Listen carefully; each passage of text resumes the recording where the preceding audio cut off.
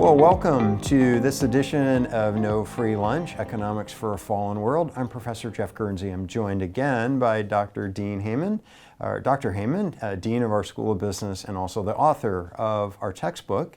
And today we want to chat about a well-known economist and moral philosopher, Adam Smith, or have him lead our conversation, if you will. Adam Smith talked about the invisible hand guiding people's actions. So what? Why do we care? What's that all about? Yeah.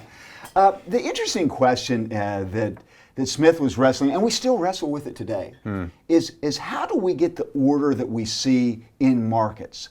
There's no central planner that tells everybody what to do. Nobody tells you, well, I can't tell you because I'm his boss, to please come into work. But you're naturally going to voluntarily choose to do that. We all individually decide what we're going to do every day. And we seek out our own self-interest. You and I do it because we're paid a salary to come here. And that leads to an order that no one ever expected. When you look at the overall social order that we have in our economy, who could have predicted, if you're not directly involved in Netflix and streaming and Amazon and individual, but no matter what you're involved in, you're at best involved in a piece part.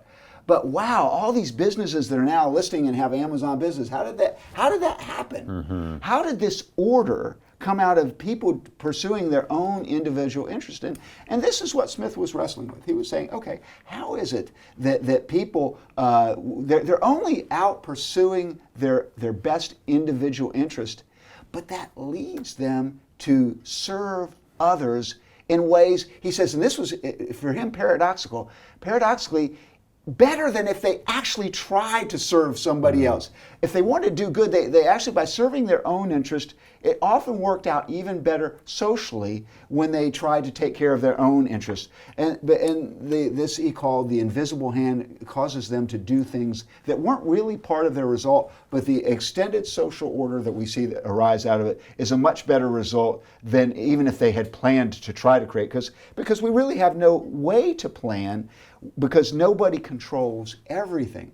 But each individual in a market economy pursuing their own self-interest will be forced by competitive market pressures to serve well.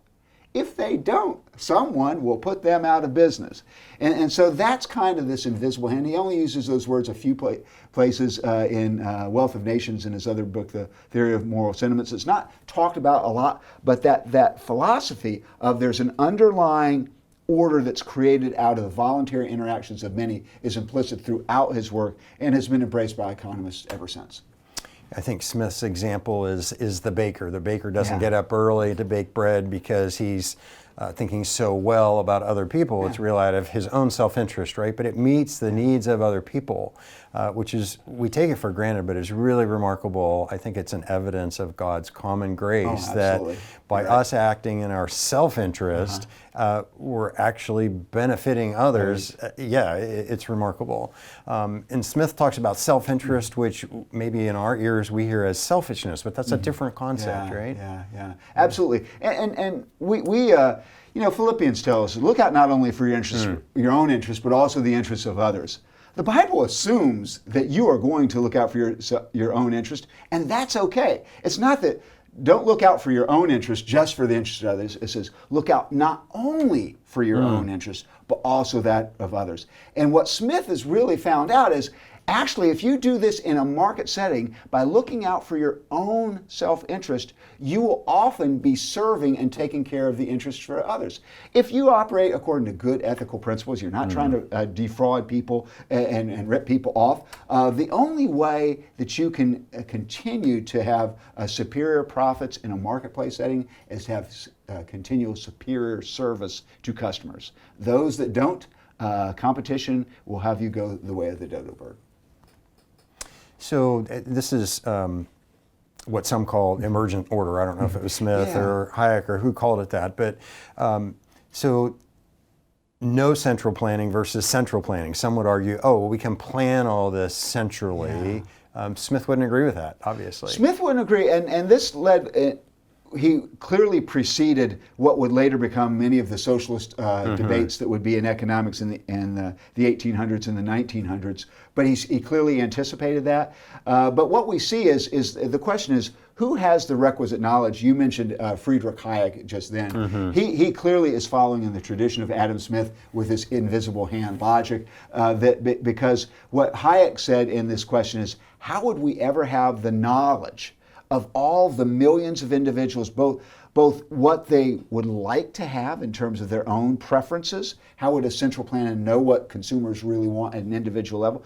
Because each one of us, when we go into the marketplace, every day you buy something at Walmart or any place else or Amazon, you're voting with your dollars to do that. How would the central planner know that? That's one part of it. But also, and very importantly, how would a central planner ever know on the productive side of the house? Hayek called this the knowledge of time and place that they bring, and it leads to this better order, this emergent order. And he would not use the term invisible hand, but it's the same kind of logic.